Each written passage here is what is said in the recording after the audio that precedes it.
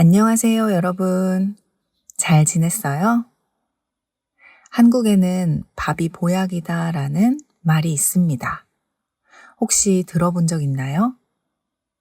이 말은 음식이 약처럼 건강을 지켜준다는 뜻입니다. 그래서 한국에는 아플 때 먹는 음식이 몇 가지 있는데요. 몸이 회복되는데 도움이 되는 음식이기 때문입니다. 아주 대표적인 음식이 죽이라는 음식이에요. 죽은 쌀이나 밥을 끓여서 부드럽게 만든 음식이에요. 음식을 넘기기 너무 어렵다면 흰쌀로만 끓여서 만들지만 보통은 야채나 고기를 잘게 다져서 같이 끓여요. 그래서 부드럽게 넘기기 좋고 소화도 잘 되는 편입니다. 증상이 달라도 일단 아프면 죽을 먹는 경우가 아주 많아요. 그래서 한국에는 죽만 파는 식당도 있습니다. 이외에도 증상에 따라 먹는 음식이 조금씩 다른데요. 오늘은 한국인들이 아플 때 먹는 음식이 무엇이 있는지 한번 소개해 보도록 하겠습니다. 가장 먼저 소개할 증상은 감기예요. 감기는 누구나 한 번씩은 걸려본 적이 있을 텐데요. 주된 증상으로는 콧물이 나고 목이 아프고 기침이 납니다. 또 심하면 열이 나는 경우도 있어요. 여기에 몸살까지 같이 오면 식은땀이 나고 기운도 없어서 하루 종일 누워있는 경우도 많아요. 감기에 자주 걸리는 계절은 보통 가을과 겨울인데요. 한국의 가을과 겨울은 꽤 추운 편이에요.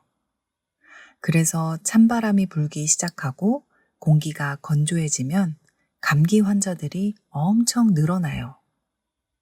게다가 요즘에는 공기의 질이 안 좋은 날이 많아지면서 감기와 비슷한 기관지염에도 많은 사람들이 걸리는 편입니다.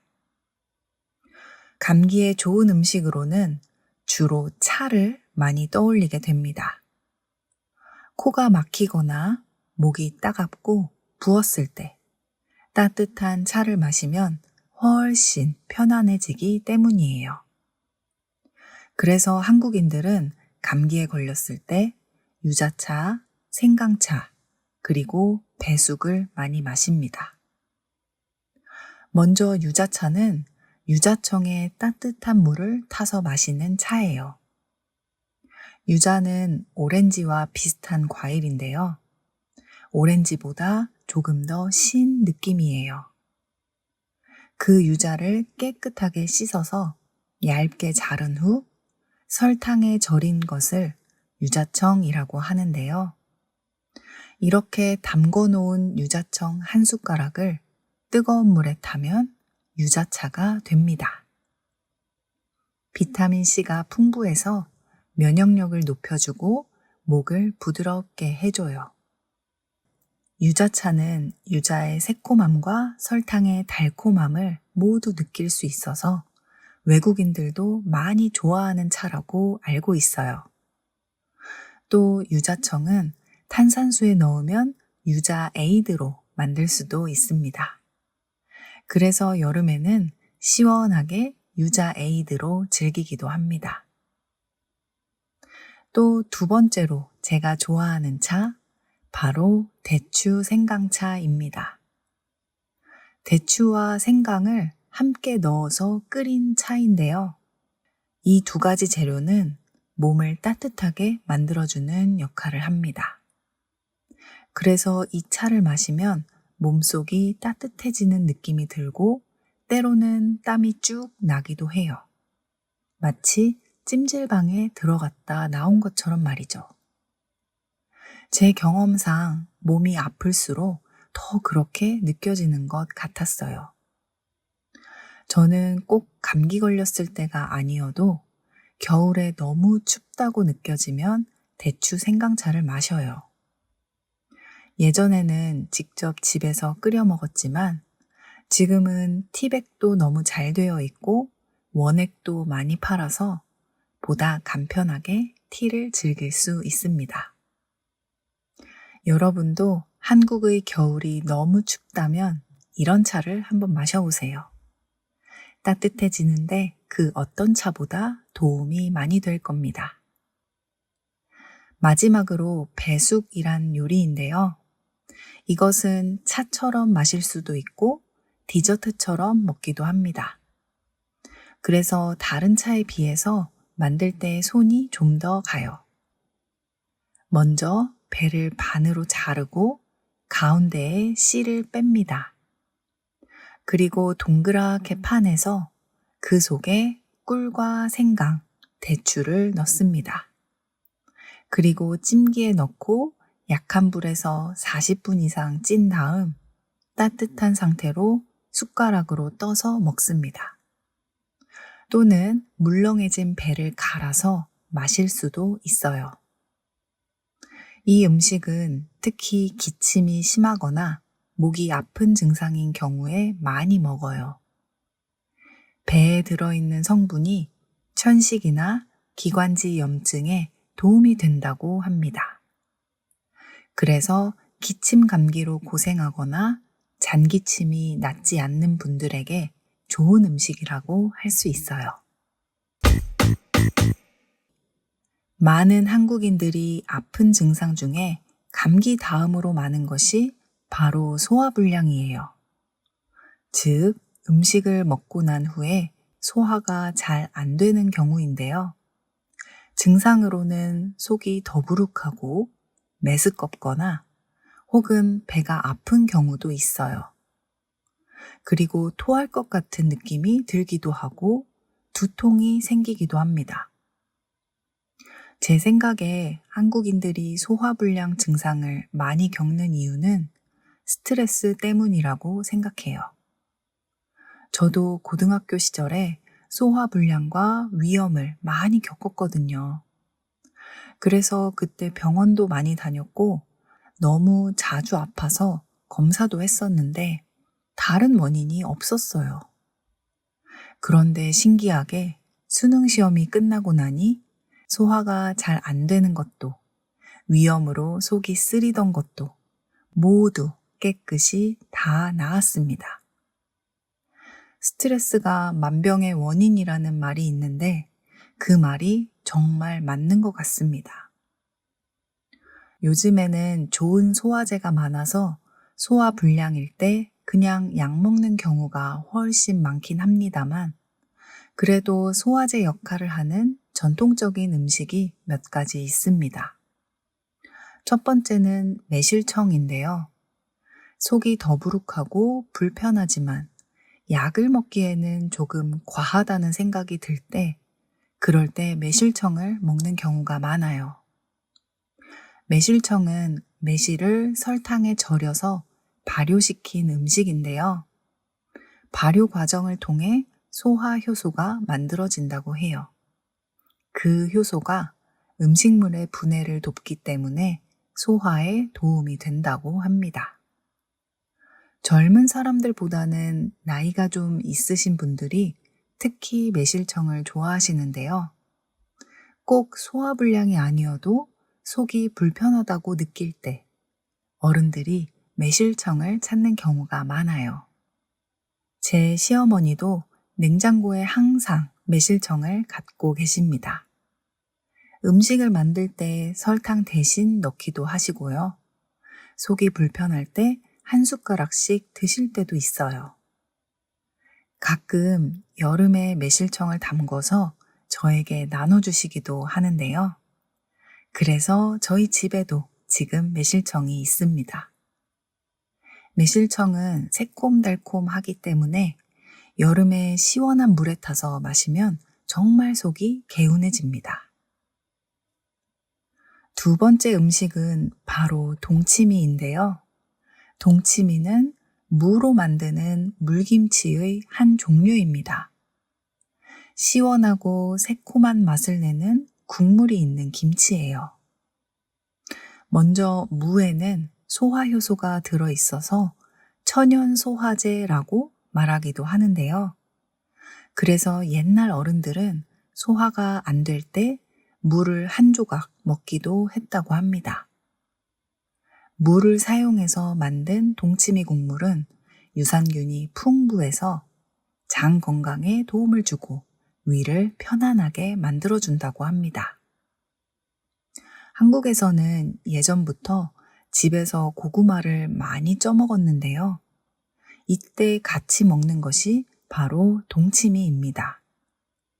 고구마만 먹으면 많이 퍽퍽해서 소화가 잘 안 되는 느낌이 드는데 동치미 국물을 함께 먹으면 훨씬 편하게 먹을 수 있거든요. 어렸을 때는 단순히 같이 먹으면 맛있으니까 먹는다고 생각했는데 지금 보니 옛 어른들의 지혜였던 것 같습니다. 지금도 한식당에 가면 동치미가 반찬으로 나오는 걸 볼 수 있어요. 특히 갈비집이나 고깃집에 가면 동치미가 반찬으로 꼭 나오는데요. 아마도 소화에 도움이 된다는 걸 알았던 조상들의 풍습이 계속 이어져 온 게 아닌가 하는 생각이 듭니다. 마지막으로 갑자기 체했을 때 할 수 있는 민간요법을 하나 소개해 드리려고 합니다. 이건 과학적으로 증명되지 않은 방법이지만 한국에서 전해 내려오는 풍습이라고 생각하시면 될 것 같습니다. 자세한 내용이 궁금하시다면 멤버십 영상을 확인해 주세요. 마지막으로 여자들이 출산한 후에 먹는 음식을 소개할게요. 여러분도 이미 알고 있는 음식이에요. 바로 미역국입니다. 사실 미역국은 출산뿐만 아니라 기운이 없을 때 먹는 대표적인 음식이라고 할 수 있어요. 그런데 특히 출산 후에 먹는 음식으로 유명한 이유는 산모의 회복에 필요한 모든 요소를 다 갖춘 음식이기 때문입니다. 먼저 출산 후에는 출혈로 인해 철분이 많이 부족해집니다. 그런데 미역에는 철분이 풍부해서 혈액을 만들고 빈혈을 예방하는데 도움이 많이 돼요. 또 미역은 해독작용이 뛰어나서 출산 후에 노폐물을 배출하는데 도움을 주는 음식이기도 하고요. 마지막으로 미역에 함유된 칼슘과 미네랄 성분이 충분한 모유를 만드는데 큰 도움이 된다고 합니다. 출산을 한 여성에게 이보다 더 완벽한 음식이 있을까 싶어요. 그래서 한국에서 출산한 여성들은 무조건 미역국을 먹게 됩니다. 병원에서도 조리원에서도 계속 미역국이 나와요. 저도 아이를 낳고 나서 진짜 한 3개월은 미역국을 엄청 먹었던 것 같아요. 계속 똑같은 미역국을 먹는 게 힘드니까 나중에는 다양한 재료로 미역국을 조금씩 다르게 만들어서 먹었던 것 같습니다. 소고기 미역국, 홍합 미역국, 바지락 미역국, 황태 미역국 등 미역국의 종류도 무척 많고요. 지방마다 특색 있는 미역국도 있어요. 대표적으로 제주도에는 성게 미역국이 유명합니다. 이렇게 엄마가 아이를 낳고 가장 먼저 가장 많이 먹은 음식이 미역국이어서 그런 걸까요? 많은 한국인들이 생일날 아침에 미역국을 먹습니다. 그런데 사실 원래 의미대로라면 생일인 사람이 아니라 그 사람을 낳아주신 엄마가 먹어야 하는 게 아닐까요? 어쨌든 미역국은 한국인들에게 큰 의미가 있는 음식인 것 같아요. 오늘은 한국인들이 아플 때 먹는 음식에 관해 얘기해 봤는데요. 아플 때 먹는 음식에 공통점이 하나 있어요. 혹시 눈치채셨나요? 바로 아플 땐 매운 음식을 먹지 않는다는 겁니다. 아플 때 먹는 음식 중에는 고춧가루, 고추장이 들어간 음식이 없어요. 또 간을 덜 해서 슴슴하게 먹는 경우가 대부분입니다.